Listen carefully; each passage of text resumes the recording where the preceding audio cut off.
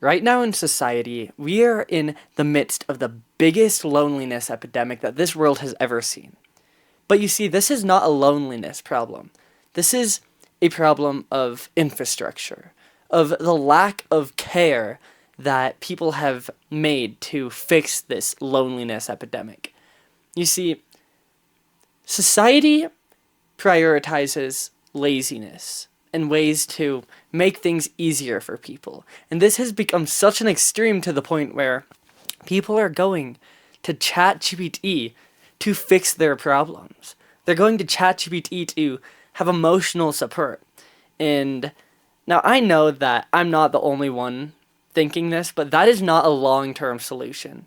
People are energetic beings. We can feel presence. We need presence. We need face-to-face contact. We need to talk problems out with friends, but, well, friends are becoming substantially more difficult to make. Let's say 50 years ago. There were places like work, that you would go to work, and then you had the house, but outside of those, there's a third place, a third home, you could almost say. And that would consist of bars, malls, any social event like parks, maybe festivals. I'm sure for the older generations watching this video, you know that you'd probably meet people by going out to the mall or going to a park. The world was social. But for the younger generations like mine and the ones underneath mine, I'm Gen Z, these third homes are just disappearing.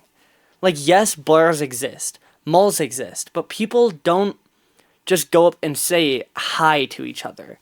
Now, earlier on, I was talking about how I go on walks every now and then, and I'll wave at people and say hi, and they don't wave back, they don't say hi back, they don't acknowledge existence. So tell me, how do you make friends outside of your home and work if you're not even going to acknowledge friendly people that want to say hi to you?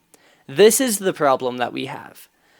And it's in need of change. It's in need of a big change, and right now the people running this country and the ones running this world do not care about your mental health or how you feel or your social connections. They don't give a crap about you. And that's just the realistic, sad truth. But you see, I am a big dreamer, and I genuinely think if people like me, and maybe ones watching this video, if we don't want to fully make a change to this, it's not going to change, and we're going to have much bigger consequences down the line. So, yeah, my name's Jared, and I might be slightly crazy and slightly delusional, but I am here to hopefully fix this problem. The US Surgeon General states that 1 in 2 Americans feel lonely in their everyday life. And furthermore, the mortality rate of being severely depressed and lonely is the same as smoking 15 cigarettes a day. 15. That is how important it is to have community and connection. This is a crisis in this country. The HHS Surgeon General also states that loneliness is linked to heart disease, to depression, dementia, strokes, anxiety, and so much more. It is so much deeper than just the sub-level I'm lonely. This is a matter of life and death, literally. This brings me to my next point. Social collapse. It's real and it's happening now. People have fewer friends than ever, and fewer friends means weaker community habits. You see, we are suffering as a generation. And I don't use that word lightly. We are suffering. A Harvard study found that 12% of adults don't even have a single friend. Not a single person to go to. And I know that doesn't sound like much, but put this into perspective. That has quadrupled since the 1990s. Quadrupled. And if you think that this is going to slow down, it's not. Especially with, well, the higher-ups, the rich people that are quite literally just focusing on themselves. It is not slowing down, and if anything, it's going to keep speeding up. And I know you might think that this is not going to affect you right now. And maybe you are not one of the 12%. And maybe you are not one of the 1 in 2 Americans that feel lonely on an everyday basis. But there's a very, very real chance that you could be there within the next year or two. So this is where I come in. I genuinely think that we can change this. And it's not going to be from convincing the older, rich, greedy people to change their behaviors. I'm pretty sure at this point that they are completely a lost cause. But what can change this is a new society. A new society that I'm hopefully going to be starting very soon. Yeah, feed into my delusion. One of the pillars of my society would be a social networking system, a community center on pretty much every single street. This is a place that is normalized to go to every single day. You go here to make friends, make connections, enjoy a meal with a buddy, and just actually enjoy life, get face-to-face contact. This is something that the US does not prioritize whatsoever, clearly, or else we wouldn't be having this issue. Now, this is not going to be strictly enforced, but it would be highly pressured on people to actually go make community, go make friends. And for the second pillar of my society is cheaper housing. And this is the part that a lot of people would probably have to get used to. Because right now in society, we are used to big homes, big places, especially in America, we love big things. That is just the simple truth of our society. But when you think about it, all you technically need is roof, food, sleep, safety, water. Very simple necessities on a much smaller scale. I'm talking about tiny house level. And if you do absolutely need a bigger house and you just can't quite get to the small house living, I would have cob houses. Now you see, cob houses are pretty much just houses built out of clay and mud and straw and a few other simple ingredients. It's pretty much earth building. And you can build a house, a pretty massive house, substantially cheaper than what it takes to build a normal house today. I'm talking $100,000 and you can have a borderline mini mansion. And this would just mean that society would be so much easier to afford. Now, yes, it's not going to be your everyday suburbs house, but with change, you have to be ready for change. That's to put it simple. To change is to be ready for the acceptance of change, and over time, you would get used to it. Now, just for a second here, let's go back to the first pillar of this new society. I'm talking about community centers on every single corner. A place where you can go get lunch, get food, learn new skills. Education would be made to be fun. Currently in the school system, it's all based off of tests. Test this, test that. Get you prepared for the next test. I'm sorry, but since when has that worked to make kids actually interested in learning? Most of the things that they teach us are not going to actually help us in the later on life skills that we need. It's all just based off of simple mind control. And I know that sounds crazy, but now, I don't remember the exact name of the guy, but the guy that invented school literally said, word for word, that this should never be used on the everyday person. And sure enough, we just were like, nah, screw that. And here we are using it as the main system, the main school system, the main laws of school, if I will. And so, yes, the school system is also very flawed. So I would have a education system where people want to go learn.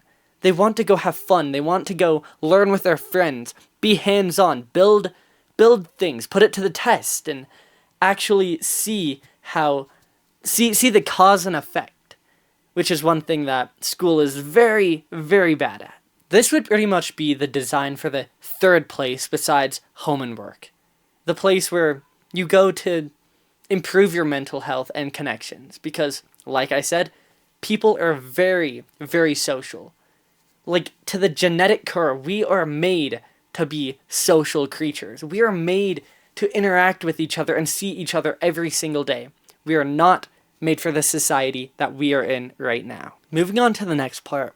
This is what I like to call societal friction. This is the part where everyone will need to volunteer a little bit. But if everything works out and the community centers are doing great and people are being friendly and learning new skills together and actually enjoying themselves, this whole participation shouldn't be that painful. Because obviously societies, they don't just be created, they can't just be created from nothing. The money system is what builds all these new infrastructures, and it's, as I'm sure you know, the quote, money makes the world go around. Well, in this society, the money that we would be getting, because it's not easy to, it's not easy, it's simply impossible to live in America without having money. You can, but it's simply impossible to start a project like this without having a lot of money. And this is where you guys come in. You guys need to follow me. And I'm not meaning to be pushy, but for this dream to become a reality, for me to actually make change and reinvest money into this, I need sponsorships. And sponsorships come from publicity, and publicity can only be created through interactions like you guys following me and you guys believing in me.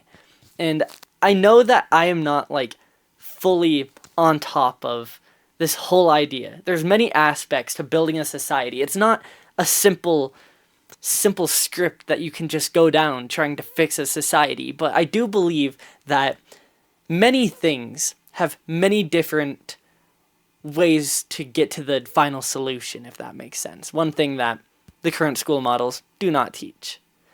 There's many ways to figure out a problem, and I genuinely believe that any problem has a solution if you can sit down and think about it long enough. There are many pathways. So I'm asking for you guys to hopefully follow me and support me in this dream, and just trust me, I am very passionate about the flaws of the current society, and I am very passionate about what new types of infrastructure that we could put into a new society if it were to be made. And well, that's only possible with you guys, so yeah, please follow and believe in me. On to the next point. This is the layout. This is how it actually looks. So there would be clusters of houses. Let's say every block there's 8 to 16 houses. Either that's a tiny house or cop house. And each of these clusters would have a shared tool shed where all the tools are shared. You can go build whatever you want, you can do whatever you want, and once you're done, you just put it back. Maybe we would have a renting out cycle, or we would buy more tools if we had to, if, things were in demand. And on top of that, there would be little fire pits that people can go to at night if they want to, kind of outside of the community centers. And I would make sure that these community centers are all within 3 to 7 minutes of walking distance, because why not? We're coming out of a society that prioritizes laziness. We gotta kind of inch back into, a less lazy society. I would also highly prioritize tradition in this new society. You see, I think traditions are one thing that are slowly fading from society. I don't think people are getting as excited about Christmas or Halloween anymore. Even just driving around, people don't decorate as much. And now I can't quite put a finger on it, but I do think that having these traditional things every year, or let's say even every month, they bring purpose and meaning into life.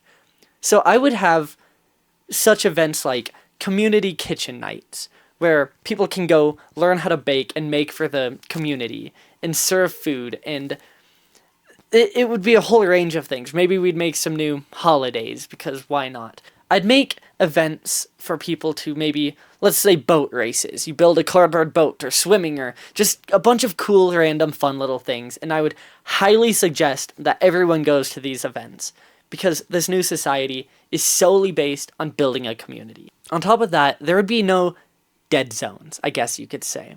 I would make sure that there's benches everywhere, and street lights, so everything is lit up, and everything is pretty. There would not be a lot of empty, wasted space where community just wouldn't be the priority, if that makes sense. Now this comes to my next aspect, I guess we could say, and that is that art is disappearing from the US. And I'm sure it's disappearing in other parts of the world too, but here it's disappearing very quickly. And I do genuinely think that the creative process is very important.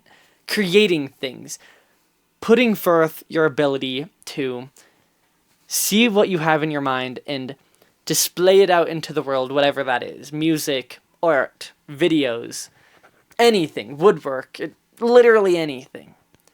I would make sure that every structure that we build has an artistic side. I would highly prioritize art in this new society. I think individual uniqueness, being unique to yourself and who you are, is also very important.